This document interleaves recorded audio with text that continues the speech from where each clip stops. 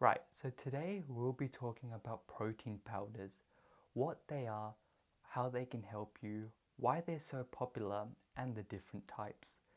Starting off with what protein powders are.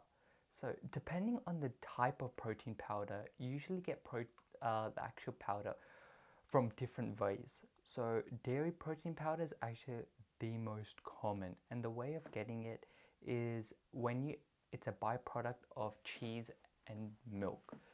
A lot of people think that dairy protein powder, especially whey and casein, is a chemical, but really, when you extract the solids from the liquids, the remaining liquid out of dairy is the protein. And so you've got the liquid protein, and when you dehydrate it, it becomes whey powder. Vegan protein powders also use a similar process, but we won't go too deeply into how you extract it. So moving on to the different types. Dairy is the most common source of protein and out of the protein powders. And out of dairy, there are actually three types of dairy protein powders. The first one is whey. Even in whey, there are actually many types. So the first one you've got is concentrate, also known as WPC. And whey concentrate is the least processed, and because it doesn't require that much filtration, it also costs the cheapest. But because it's filtered the least, like the ratio of protein per calorie is also not the highest. Usually in a scoop of protein you get around 80% protein, which is still very concentrated, but as you'll see later on, compared to other sources, it isn't as like as dense. The next one is isolate, so whey protein isolate, which basically is whey protein concentrate, but then you take it a step further and the process gets there's another step to the filtration.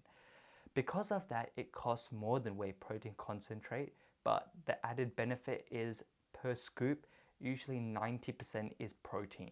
And the remaining portions of both isolate and concentrate are usually lactose, which is milk sugar, so that's carbs, and fats. But that really depends brand to brand, because some companies have a lower concentration of fats, whereas others have higher, and it really depends. The final form in the whey section is hydrolyzed.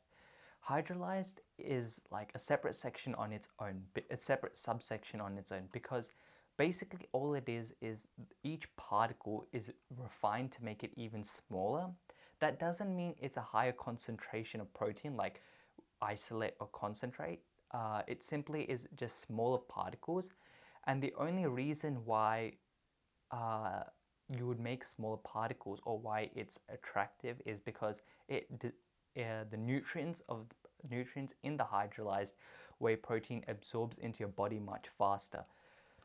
I still think that's quite well, it's not as useful, or you rather purchase whey protein concentrate or whey protein isolate, because whey itself is already very fast digesting, so there's no need for an even faster digestion, because just to get that additional fast digestion, you have to pay a very high premium to purchase hydrolyzed. So that's the first form of dairy protein. The next one is casein. So casein is whey's counterpart, and it's a much more slower digesting protein powder. It also isn't as common as whey, because a lot of the dietary foods, such as you've got chicken, other meats, beef, seafood, or even like legumes and beans and nuts, they're all very slow digesting in itself, all those proteins. So there's really no need for an additional supplement, which is also slow digesting. That's why whey, which is much faster digesting, is preferred. The third and last form of dairy protein powders is milk protein concentrate. And milk protein concentrate is a 80-20% blend between casein protein and whey protein. So it's basically a combination between the two. The thing is, I haven't found this online as much, so it might not be as available, but it's cheaper than both whey proteins and casein proteins. That's for the dairy section, but some people are lactose free or vegan, and they have 3 options for them. The first option is pea protein, soy protein, and rice protein. To get the best amino profile or amino ratio. So firstly, amino acids are the building blocks of protein, just like glucose is the building blocks of carbs. So to get the best amino ratio, picking a 70-30%, 70-30 ratio between pea and rice protein is the best, and it mimics the profile of whey protein and other dairy proteins. So if you were to opt to get a vegan protein powder, the best choice would be to get a 70-30 ratio between pea and rice protein. So the final one is animal protein, and before moving on to that, I just want to say most of the time this is a very uncommon protein powder because no one wants to supplement another animal protein powder when you're actually eating the meat itself. Nevertheless, there are protein powders out there like beef and chicken protein powder, but most people would be very bored of that eating the actual food itself. So eating the actual meat itself. Right, so now moving off screen, we've got a graph over here, and this graph shows 2 different indicators. The first one on the left is called the DIAAS, as you can see, and the second one is the PDCAAS. And basically, if you read the caption at the bottom of each graph, it shows how well protein powders, all the ones that I've talked about, excluding the meat protein powders, how complete the protein powder is and how well it can be absorbed in the body. It's also known as bioavailability. Basically, the higher the protein powder scores, the more complete the protein powder is. Completeness refers to the amino acid profile, which I'll explain again, is the building blocks or how many amino building blocks are in the protein powder. And absorption refers to how well your body can absorb the protein nutrients. On average, milk and dairy protein powders score much better compared to the vegan ranges. However, this should act as only an indicator and should not be the make or break of your decision. This is because you'll eat a variety of foods, like you'll be consuming protein from a variety of sources, and one source's rating would not influence the overall completeness of protein you're getting. So why are protein powders so popular? There are 4 main reasons. The first one being convenience. Protein powder, when you take a scoop of protein, there's no like preparation time to make the protein. Whereas if you compare it to, let's just say, eggs, you would have to either boil them or fry them or poach them. Some processes involved, and it takes time to make that. Whereas a scoop of protein is straight out of the tub and doesn't take much time. This also helps when you're like traveling and you need to add it into some foods or into a shaker. You can do it very quickly.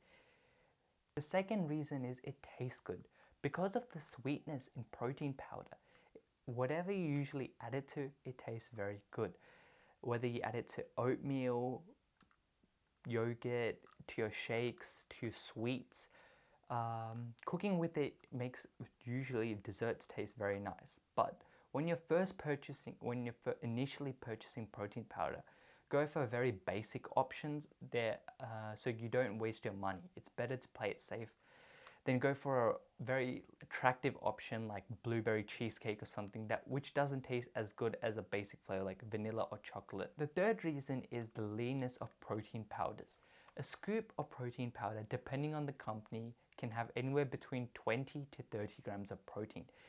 This makes it very convenient. So that's touching on from the first point, because it becomes very easy to hit your protein targets. Some people struggle with hitting their protein goals, and a scoop in your shake or your oatmeal or some food can really help achieve your goal.